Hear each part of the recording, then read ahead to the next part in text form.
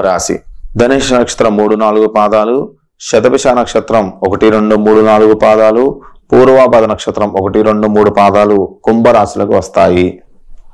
మరి ఈ క్రోధీనామ సంవత్సరం కుంభరాశి వారికి ఆదాయం 14, వ్యయం 14, రాజ్య పూజ్యం 6, అవమానం 1గా చెప్పబడుతూ ఉంటుంది.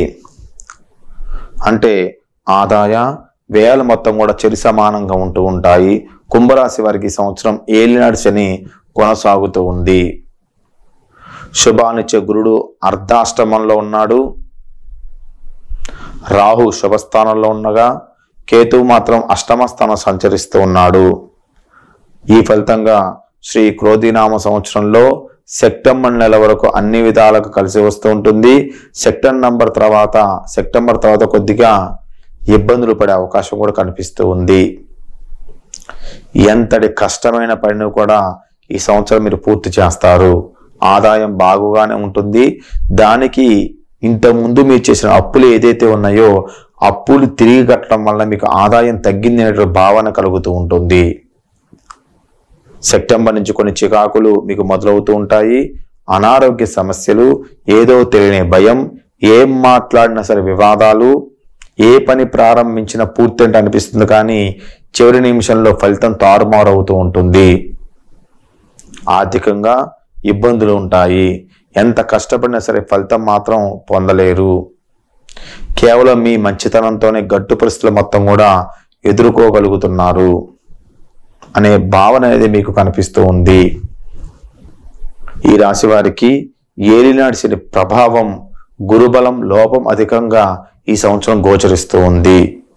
గురుబలం లేకపోవడం వలన, శని ప్రభావం ఎక్కువగా ఉండటం వలన ఆదాయ మార్గాలు మొత్తం కూడా తగ్గిపోయి వ్యయం అనేది పెరుగుతూ ఉంటుంది. చేతిలో ధనం అనేది నిలవనేదు. ఊహించినటువంటి ఖర్చులు మొత్తం కూడా కనిపిస్తూ ఉంటాయి. ఆచితూచి అడుగు వేయాలి. దంపతుల మధ్య అకారణ కలహాలు, బంధుమిత్రులతో విభేదాలు ఎదుర్కొంటూ ఉంటారు. మతి స్థిమితం అనేది ఉండదు. ఆత్మీయులతో కాలక్షేపం చేయండి. అదేవిధంగా అనుకోనటువంటి బాధల నుంచి విముక్తి పొందడం కోసమని దేవదర్శనం చేస్తూ ఉండండి. వాస్తు దోష నివారణ చర్యలు ఈ సంవత్సరం మీరు తప్పకుండా పాటించాలి. విద్యార్థులకు ఏకాగ్రత లోపిస్తూ ఉంటుంది.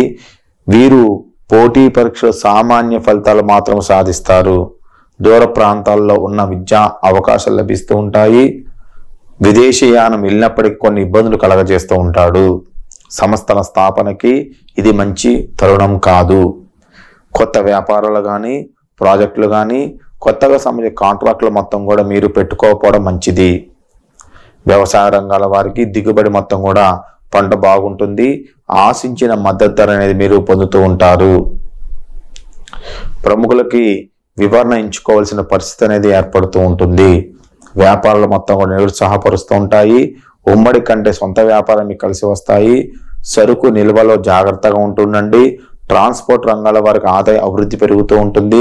న్యాయవాదులు, వైద్యులకు సామాన్యంగా ఉంటుంది. పెద్దల ఆరోగ్యం విషయంలో మెరుగుపడుతూ ఉంటుంది. తల్లి, తండ్రి ఆరోగ్యం విషయంలో జాగ్రత్త వహిస్తూ ఉండండి. సోదరులతో సత్సంబంధాలు పెంచుకుంటూ ప్రయత్నం చేస్తూ ఉండండి. వివాహ ప్రయత్నాలు మొత్తం కూడా ఫలిస్తూ ఉంటాయి. తరచూ విందు వేడుకల్లో పాల్గొంటూ ఉంటారు. ఈ రాశి వారికి కనకదుర్గమ్మ వారి యొక్క స్తోత్ర పారాయణించడం వల్ల, శనికి తైలాభిషేకం చేయించుకోవడం వల్ల మంచి శుభఫలితాలు కనిపిస్తూ ఉంటాయి. 21 శనివారాల పాటు శనికి తైలాభిషేకం చేయడం వల్ల, 21 శనివారాల పాటు శనికి 21 ప్రదక్షిణాలు చేయడం వల్ల శని యొక్క బాధ నుంచి విముక్తి పొంది మంచి మార్గంలో ముందుకు వెళ్ళడానికి, లాభసాటిగా వెళ్ళడానికి అవకాశాలు కనిపిస్తూ ఉంటాయి.